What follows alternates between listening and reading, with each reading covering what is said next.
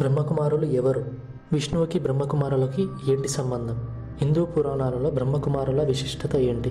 బ్రహ్మకుమారులు నిజంగానే విష్ణువు యొక్క రెండో అవతారమా? ముక్తిని ఎలా పొందాలో వివరించిన కథల గురించి తెలుసుకుందాం. హాయ్ ఫ్రెండ్స్, నా పేరు Ganesh. Welcome to our YouTube channel Telugu Guruji.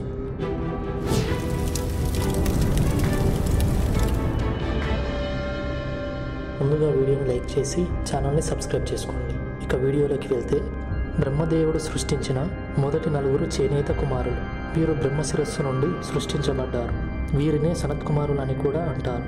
సనత్కుమార అంటే సంస్కృతంలో శాశ్వత యవ్వనం కలిగిన అని అర్థం వస్తుంది. నలుగురు కుమారులు వారి పేర్లు: మొదటివాడు సనక, 2 సనందన, 3 సనాతన, 4 సనత్కుమార అని పిలుస్తారు. వారు మొదటి మనస్సు జన్మించిన వారు. సృష్టికర్త అయిన బ్రహ్మదేవుని కుమారులుగా వర్ణించబడతారు. వీరు బ్రహ్మ మనస్సు నుండి జన్మించారు. నలుగురు సోదరులు జీవితాంతం బ్రహ్మచర్యం పాటించి అత్యంత జ్ఞాన సంపద కలిగిన చతుర్వేదాలు అంటే 4 వేదాలు అయిన ఋగ్వేదం, యజుర్వేదం, సామవేదం, అదర్పణ వేదాలను అభ్యసించారు. ఎల్లప్పుడూ కలిసే ప్రయాణిస్తారు. బ్రహ్మకుమారులను విష్ణువు యొక్క రెండవ అవతారంగా చెప్పుకుంటారు. వీరు ఎప్పుడు నగ్నంగా ఉంటూ ఏ కోరిక లేకుండా ఉంటారు. భౌతిక మరియు ఆధ్యాత్మికత విశ్వం అంతటా బోధించే ఉద్దేశంతో కలిసి తిరుగుతారు. బ్రహ్మకుమారులు హరిశరణం అనే మంత్రాన్ని నిత్యం పఠిస్తూ శ్రీ మహావిష్ణువు వైకుంఠ నివాసంలో నివసిస్తూ ఉంటారు. ఇప్పుడు బ్రహ్మకుమారుల కొన్ని కథల గురించి కూడా తెలుసుకుందాం. భాగవత పురాణం హిందూ పురాణాలలో మొదటి సార్వభౌముడైన విష్ణువు యొక్క అవతారంగా చెప్పుకుని పృథురాజు ఆస్థానానికి నలుగురు కుమారులు సందర్శనానికి వెళ్ళినప్పుడు పృథురాజు నలుగురు కుమారులని పూజించి మోక్షం, విముక్తి గురించి వివరించమని అడుగుతాడు.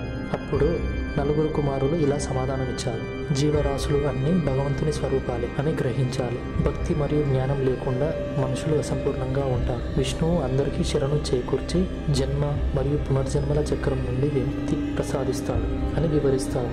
విష్ణువు యొక్క ఆరాధన భౌతిక కోరికలు మరియు కామం నుండి విముక్తి చేస్తుంది. భౌతిక కోరికల నుండి విముక్తి పొంది అహింస మరియు విష్ణు భక్తితో సరళమైన జీవితాన్ని గడపాలి. విష్ణువును అనుసరించి ఆత్మ సాక్షాత్కారం పొందాలి. మన శరీరంలోని ఆత్మ మరియు దేవుడు శాశ్వతమైనవి కాబట్టి భగవంతుడికి లొంగిపోవడమే పరమావధి అని సనత్కుమారులు ఉపదేశాన్ని ముగించారు. ఒకానొక సమయంలో బ్రహ్మకుమారులు వైకుంఠ దర్శనం కోసం వెళ్లారు. విష్ణు నివాస స్థలమైన వైకుంఠం చేరుకున్నారు. 7 ద్వారాలతో ఉన్న వైకుంఠానికి ఆ నలుగురు కుమారులు ఎటువంటి ఆటంకం లేకుండా మొదటి 6 ద్వారాలు దాటుకున్నారు. 7వ ద్వారం దగ్గర విష్ణువు యొక్క ద్వారపాలకులు అయిన జయ మరియు విజయ వారిని చూసి నవ్వారు. ఎందుకంటే వారు చిన్న పిల్లలుగా అలాగే నగ్నంగా ఉన్నారు. ఇప్పటి వరకు ఎలాంటి అపహాస్యం ఎదుర్కోని కుమారులు వారిపై కోపంతో కామ, క్రోధ మరియు దురాశ లక్షణాలు కలిగిన 3 దుర్మార్గులుగా 3 సార్లు భూమిపై జన్మిస్తారని శాపాన్ని ఇస్తారు. ఈ శాపం కారణంగానే జయ మరియు విజయులు సత్యయుగంలో హిరణ్యకశపుడు, హిరణ్యాక్షుడు అనే పేర్లతో పుడతారు. త్రేతాయుగంలో రావణుడు మరియు కుంభకర్ణులుగా జన్మిస్తారు. ద్వాపర యుగంలో శిశుపాల, దంతవక్రులుగా జన్మిస్తారు. వీడియో మీకు ఎలా అనిపించిందో కామెంట్లో చెప్పండి. ఇలాంటి మరిన్ని ఇంట్రెస్టింగ్ అండ్ ఇన్ఫర్మేటివ్ వీడియోస్ కోసం వీడియోని లైక్ చేసి తెలుగు గురూజీ ఛానల్ని సబ్స్క్రైబ్ చేసుకోండి. నెక్స్ట్ నారదుడు వీడియోతో మళ్ళీ కలుద్దాం. అంతవరకు బాయ్.